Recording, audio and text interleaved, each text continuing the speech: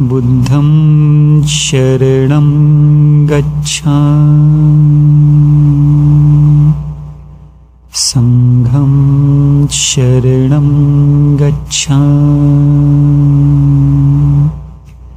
Sangham sharanam gacchami, Dhammam sharanam gacchami. Let everybody join. Buddham sharanam gacchami,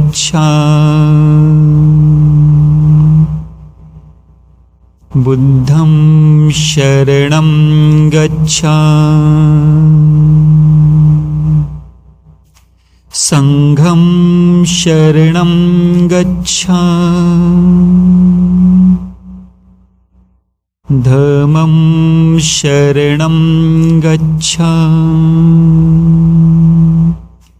Dhammam sharanam gacchami. We do it in another way.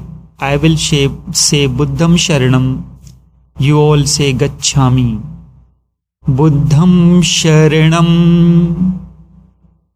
Buddham sharanam, Buddham sharanam, Sangham sharanam, Sangham sharanam, Dhammam sharanam,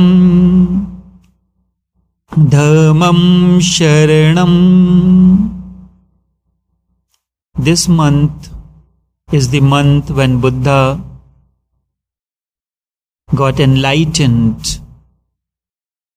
The month on the full moon when Buddha was born. 40 years later, he attained enlightenment on the same day. And again 40 years later, at the age of 80, Buddha attained Mahaparinirvana. As we are approaching the month, I will explain the events that happened surrounding the enlightenment of Buddha. On full moon in the month of May, Buddha was enlightened more than 25 centuries ago. The fragrance of this happening still wafts the atmosphere with its fragrance, and also the echoes linger in our hearts like the dissolving notes of a solemn melody. Flowing with this energy,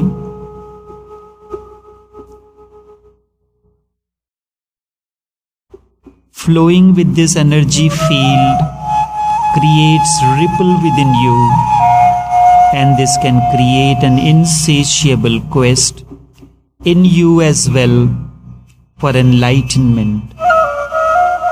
Enlightenment is the ultimate flowering of your being. Let me take you down the ages to the point when Buddha was born. When Buddha was born, his father was of an well-advanced age. Astrologers were called in, as it is the normal practice. One of the younger astrologers said Buddha would leave the kingly splendor in search of truth, while the other astrologer, who was the elderly one, suggested the ways to change the destiny. It was suggested that he be married, and also was made sure that nothing unusual be allowed to happen around him, as whenever any unusual things happen, a leaf may fall, a leaf may turn yellow. Buddha may ask a metaphysical question, why did this leaf fall? Or why this leaf turned yellow? So when he was married to Yashodhara, and around the palace where he was living, all dried leaves were picked up before sunrise. All arrangements were made that no unusual question would arise in his mind. However, Buddha had not come to rule any kingdom. One night, he saw an old man first, then a sick person, and finally a dead body. That was the destined night. It is said that these three men were the enlightened masters of the past, who came to guide and pave the way for Buddha. He questioned his charioteer about these events. He was told that such is the destiny of every human being. Buddha did not return to the palace that night. He decided to seek the answer to these questions. So he embraced the life of a wandering ascetic. Then it was believed that there were two major techniques of meditation. First of these techniques was of concentration. This involved experiencing various stages of meditative absorption. This is called dhyan.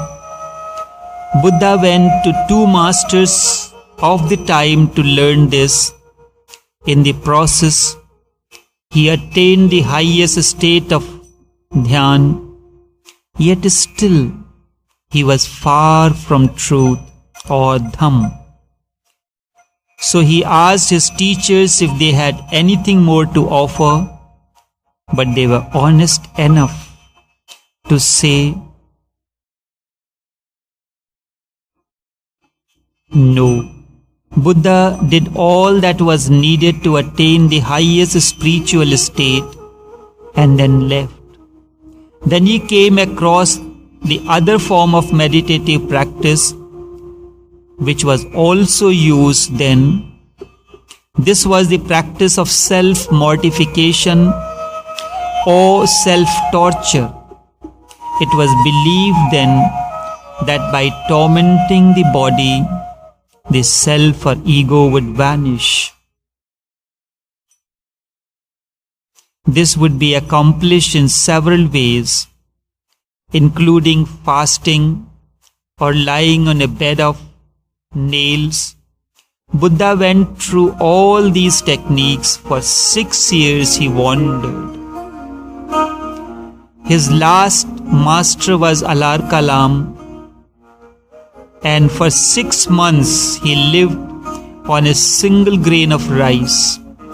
Any kind of austerities that was possible he did, and he did to such a totality, to such an extent, that these masters have no excuse to say that you have not done fasting properly, that's why it did not happen.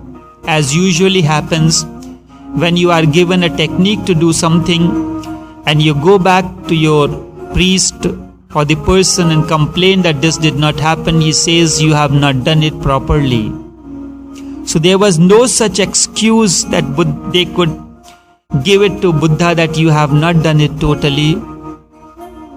After a long period of fasting and the practice, nothing happened.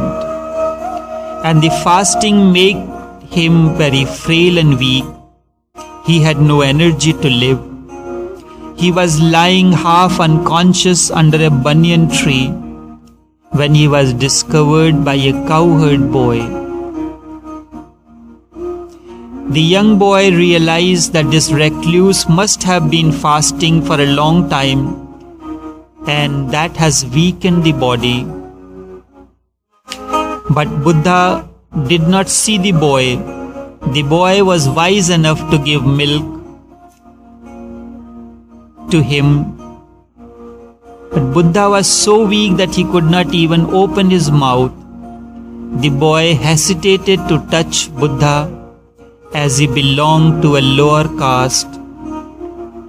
But realizing the situation, he decided that even though it was sin to touch Buddha, a man from a higher caste, it was more important to save him. He could ask for forgiveness afterwards, the boy thought. Buddha felt better after drinking the milk and was finally able to move. He saw the boy sitting nearby respectfully. So Buddha inquired who he was. The boy said that he was a cowherd and asked for his forgiveness. Buddha consoled the boy. He told him that he had done the right thing and there was no need to ask for forgiveness. Further, Buddha said, we are not good or bad simply because we are born in a low or high family. Our goodness depends on our actions. So Buddha stayed under the tree. In the evening, something unusual happened. He heard a song coming from the nearby forest. The song was being sung by a group of girls. The song meant that if the strings of the musical instruments were too tight, they would break on being used. Also, if the strings were too loose, the instrument will not make the right sound.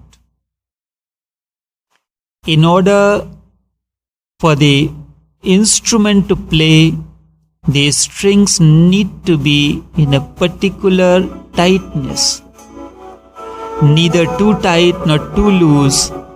And in order to tune the instrument, the musician looks at the various strings and their tightness, and that is the way the instrument is tuned. The string would have to be neither too tight nor too loose. Thus Buddha saw the futility of the extreme paths and also the dancers, the dangers of attachment to them. So he decided to pursue the middle path himself. This was the event that changed the course of the life of Buddha, and he chose the middle path, the Madhyam Marg, the middle path. Neither on neither side. But you remember, in order to maintain the balance, you have to swing to the left and swing to the right. You look at the person who walks on a rope. He has a long pole in his hand. He swings to the left, swings to the right, and thus maintains the balance, and he can walk on the rope. He can remain in the middle. He realized the significance of the middle path. Then he went to the river Niranjana. Its name itself is beautiful. It starts with N. Niranjana, Nirvana. This is a stony river and a very shallow. He sat on the bank to meditate and discover the middle path. It is said Buddha wanted to cross the river, but he was so weak that he fell into the river. Niranjana is a shallow, stony river. As he fell in the river, he held on to the tree that was leaning from the other shore. This is significant. When he had a fall in the river of life, he held on to something that was leaning from the other shore. Whenever the circumstances and situations become difficult in our lives, we need to hold on to that which leans from the other shore with utmost trust. Only then the journey can continue. He thought about the futility of his actions for the past few days. He thought, now that I am so weak, what would be if I do even get enlightened or enlightenment happens to me?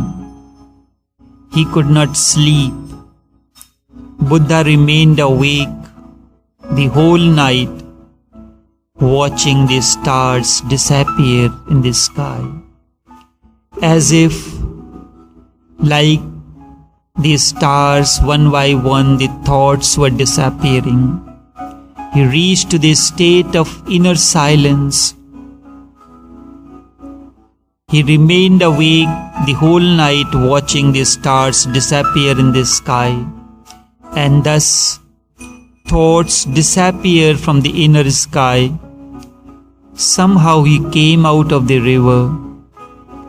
Then he made a bed of grass, a seat of grass under the Bodhi tree, and sat for meditation.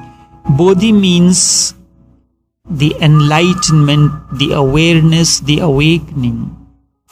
This tree is actually a banyan tree, but because Buddha attained enlightenment, it is known as Bodhi tree, and the tree still remembers the flowering that happened many centuries ago. A branch of that tree was taken to Sri Lanka, and there the tree was planted. The tree still stands. He made a seat of grass under the Bodhi tree and sat for meditation. The same time, a woman came to offer him some food as an offering for her good fortune. She thought that God had come to her in this human form of this holy man sitting under the Bodhi tree. She offered Buddha excellent food in 49 pieces on a beautiful platter. Buddha ate all that was offered and sat down for meditation without any further need for nourishment. It was now sunset. He decided not to move again until enlightenment happens. That night, near about midnight, Buddha was strongly tempted by Maya or illusion, or Mara as it is called in Buddhist terminology. It is the symbol of all obstructing forces. The three daughters of Mara, desire, lust, and aversion, came to persuade him to leave the path of meditation and then return to the palace and become the king. This did not affect Buddha. He was tranquil.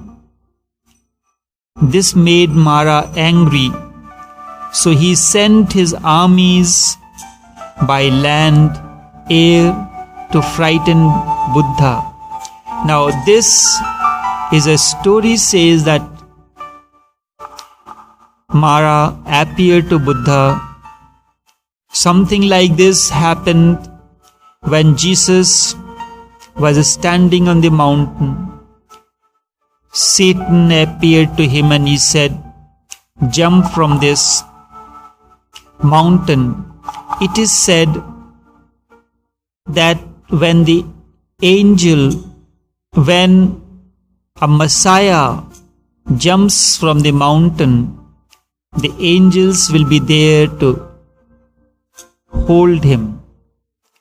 He said, "You are right, it definitely does happen. It is written in the scriptures that when something like this happens, angels will come to lift you up. But it is also written that you do not put God unnecessarily to test. If it happens accidentally for any reason, definitely God will come to protect you in the form of angels. Purposely you do not put that to test." These are simply the examples. Does it mean that Jesus at that time was standing in front of Satan? No. Your mind is the Satan that creates all kind of troubles. Greed, lust, aversion, these are the three dimensions or the daughters of the mind, if mind is to be put into a personified form. And then there is a rush of thoughts relating to greed, thoughts relating to lust, thoughts relating to aversion comes.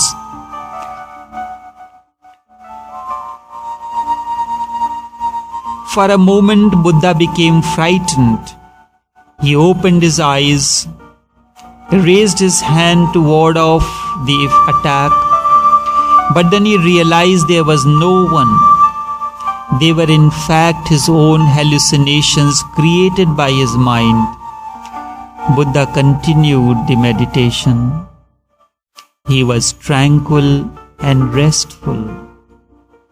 He meditated watching his mind until dawn, when each star in the sky had disappeared. With this disappearance of each star, something dawned on him.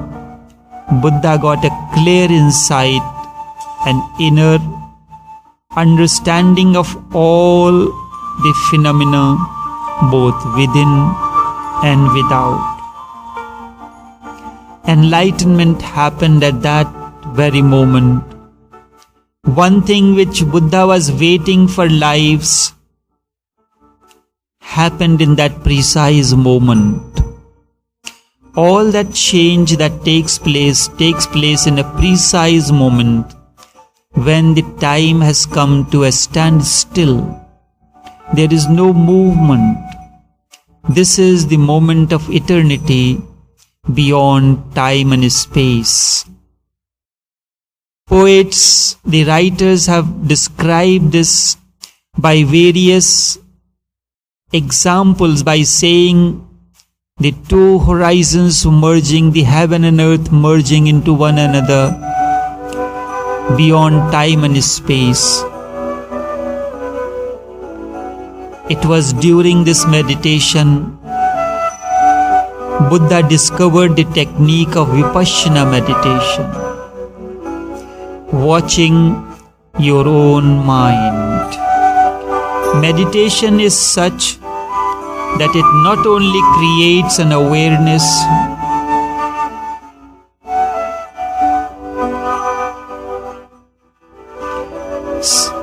but simultaneously allows the awareness to penetrate to the very cells of the body, to the whole of one's being. It is also called Anapanasati Yoga. This is the meditation that was Buddha's gift to the entire humanity.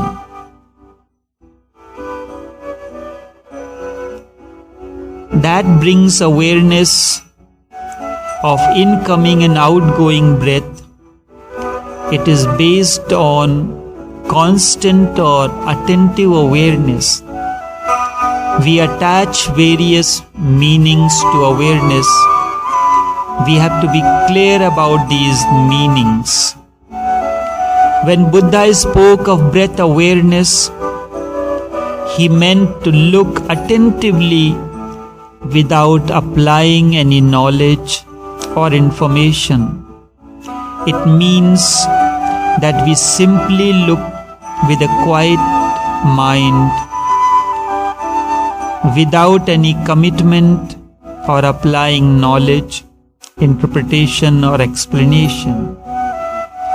The art of neutral observation is not so easy. By doing so, we can see the mind can be emptied of its contents. Then we can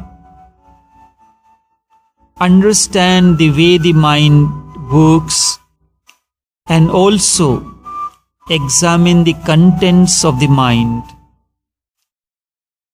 This is the way to meet everything fully with the whole being and with the energy that you have.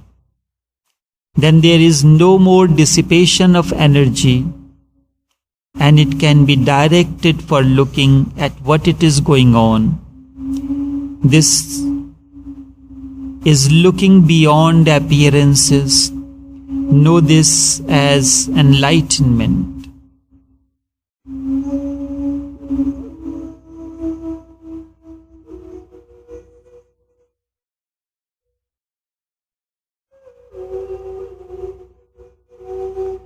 What had happened many years ago to Gautam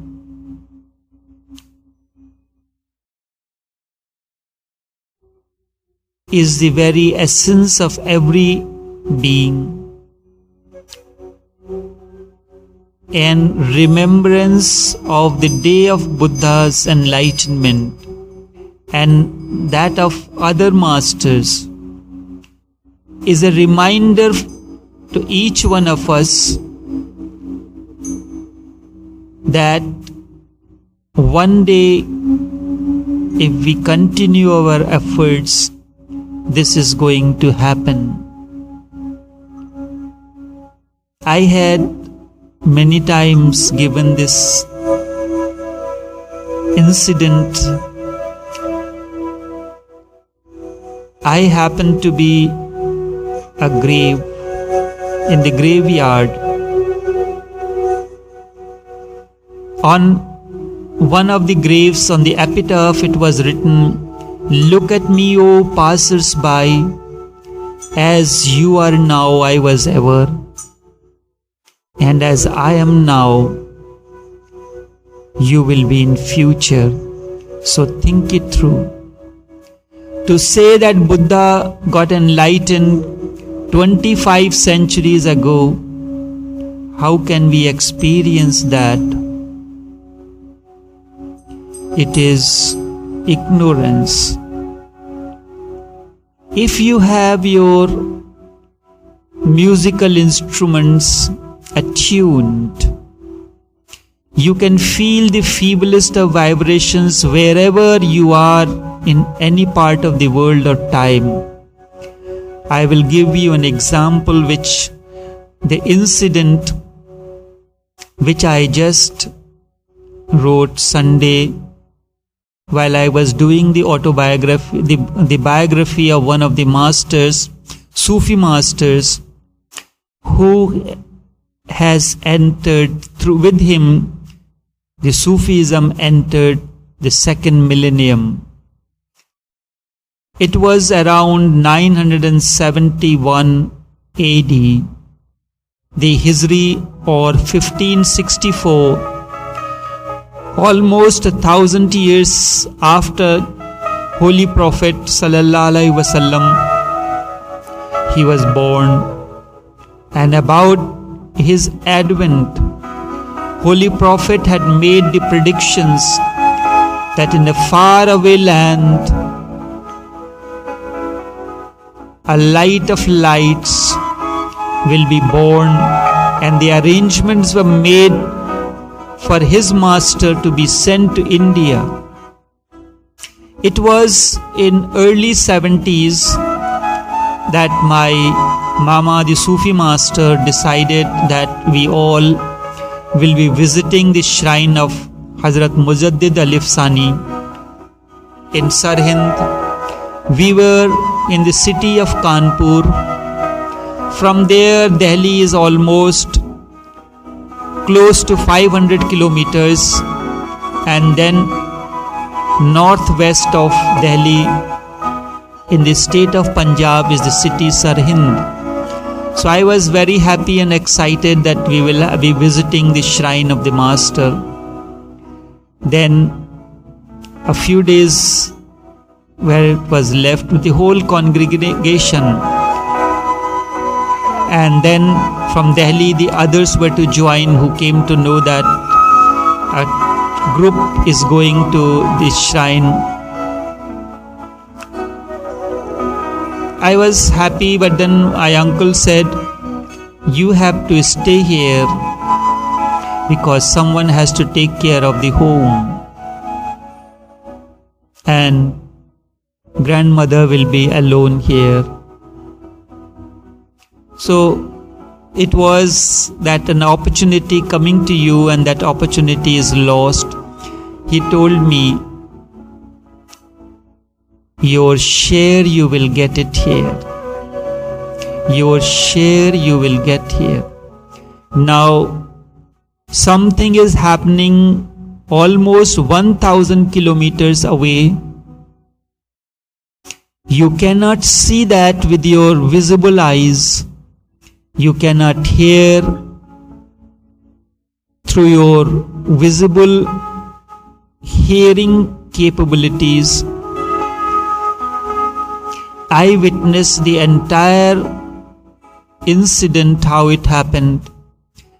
Actually, because of the large congregation, large amount of people visiting the shrine every day, people from all different religions visiting the shrine, so they have made a replica on the platform where many years ago it is said that when he had the desire, Hazrat Mujaddid Alif, then Kaaba appeared to him, and that platform is used to create the replica of the shrines. The original shrine is on the back underneath.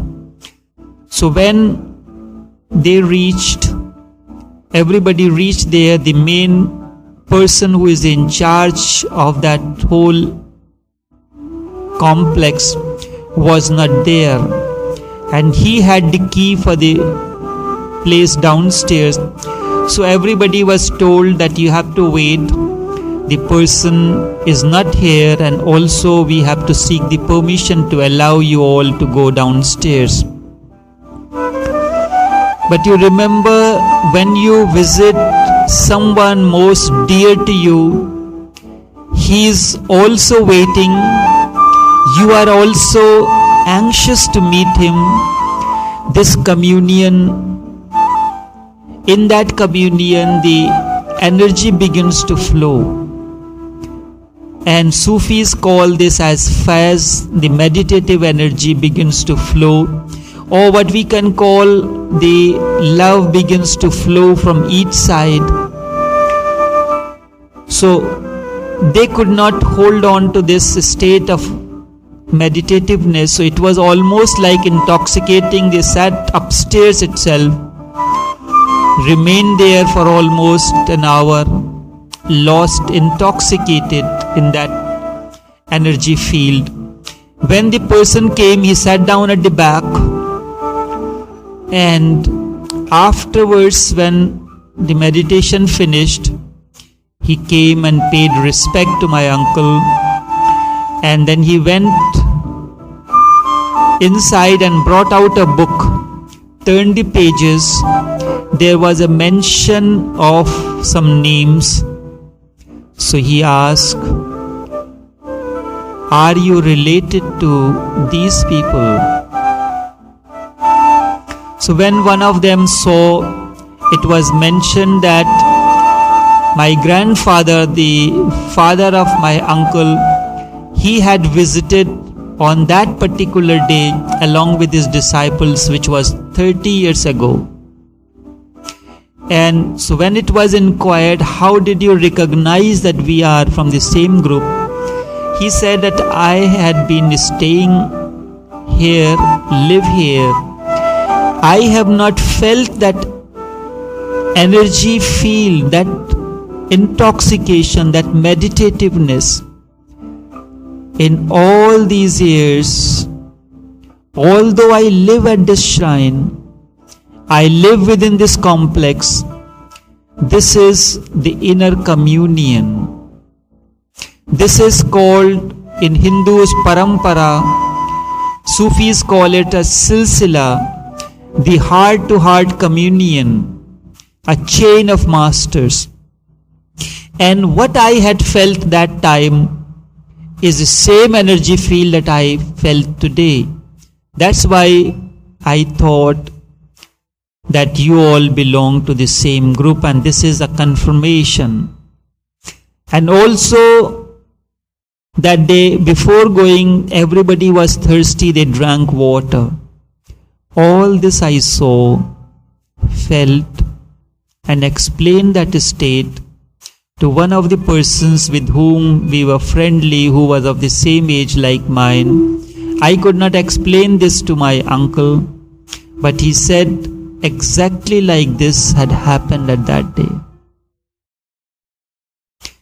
This event, how I narrated, exactly in the same sequence it happened. It happened 1,000 miles away, but the distance in meditation was overcome. The time was overcome. If we go into the energy field of Buddha, we can experience the same thing. This was the first words that I had spoken to the person that I got married to. When I met her, it was by accident. No meeting was arranged. She visited India from Canada. There she had met a particular person who was the head of department in the college where I was teaching, in philosophy department. So she had asked him if he know anyone who is interested in marriage, because my parents are forcing me and I am not interested in any people what we see around. So he told her that the spiritual people among the awareness among the younger generation is much less. The talk finished. This I came to know much long after. And this person, Dr. Agrawal, was a friend of my friend who was in the mathematics department, and with him I was authoring a book on economics. So my only recreation was in the evening. I had told my mother that in the evening from 6 to 8, I give you 2 hours, whatever things you want me to get, anything that you want me to do, I will do that hour, but otherwise I do not exist for you. So that hour when I asked her, she said that she don't have anything to do. So I said, let me go down by Dr. Goel. But at the same time a thought came to my mind that no, there is no point in going because he will not be there. Again, on the second note, the thought came, you must go there, there is something in treasure for you. Went there. As I entered the living room, climbing the steps, a person was standing. So as a matter of courtesy, we sat down and talked, because it would be uncourteous not to talk to someone. So when we were going. It happened that he said that he is leaving. So I said, I will also accompany you. So up to some distance we will together. So on the way, I asked her, which places did you visit in India? She said, Mother's ashram in Pondicherry. So immediately I told her that was in 1977. That is a beautiful place. Peace and serenity dwells there. But it is the experience of my life. If we can keep our instruments attuned, we can feel the feeblest of vibrations wherever, in whichever part of the world, whichever period of time we are in. This was the first words that I have spoken as a being. Courtesy, that was the worldly matters. The peace and serenity dwells there, but we can keep, this is the experience of my life. If we can keep our instruments attuned, we can feel the feeblest of vibrations anywhere, anytime, wherever we are. This stands true. We can enter into the energy field of Buddha, Mahavir, Jesus, Zarathustra, Lao Tse, Bodhidharma, any master. Once we have that inner purity, we have that aspiration, we have that sincerity, in the same proportion we will experience. And once this process has begun, it attains momentum. Then there will be not even a single occasion, single moment when you are not in the company of the masters, in the company of the unknown and unknowable, be it in the form of Buddha or Holy Prophet or Ram Krishna or Vivekanand or any matter, for that matter, anyone. The energy field surrounds us. Just as the various radio stations are constantly broadcasting their programs, if you tune your instruments to that frequency, you will be able to listen to all that is happening at that particular radio station. All these things, just as atom cannot be destroyed, consciousness or awareness cannot be destroyed. It exists there. It can only be transformed. Many got enlightened. Bodhidharma was born almost 1,000 years after an outlandish Buddha, but his inner being was that of Gautam, was that of Buddha. There was no difference in the taste. Just as from whichever corner, whichever place, at whatever time you take a drop of water from the ocean, its taste remains the same. Such is the beauty of the inner experience. Such is the beauty of enlightenment. This is your being, your fragrance. Many lives before, when Gautam Siddhartha was not enlightened, one day he visited a master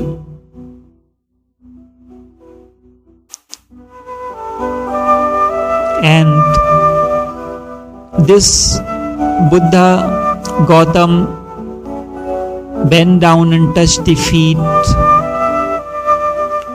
of the master. At this, he stood up from his seat and he bowed down to Buddha Buddha got confused with this gesture. He's asked the person, the name has just gone into the oblivion at the moment. My touch bowing down to you is understood because you are enlightened and I am not. But why did you bow down to me? He said the same thing. As you are now, I was ever. As I am now, you will be in future. I am seeing that flowering in you. The bud is there, the bud has its own beauty and fragrance. It has not blossomed as yet, but bud is beautiful as well. And one day the bud will blossom into a flower. And when this bud will blossom into flower, will attain its fruition, I will be no more alive. So I am paying my respect in advance. That is the reason I am bowing to you, because I am seeing that you will be enlightened one day. And not only with you, many will be enlightened. And your enlightenment will be contagious, will continue to enlighten the aspirants along the path. This is the whole cycle of religion has been turned back. This is a beginning of a new millennium, and that will continue for another 2500 years. Thereafter it will need a new beginning, a new millennium to start.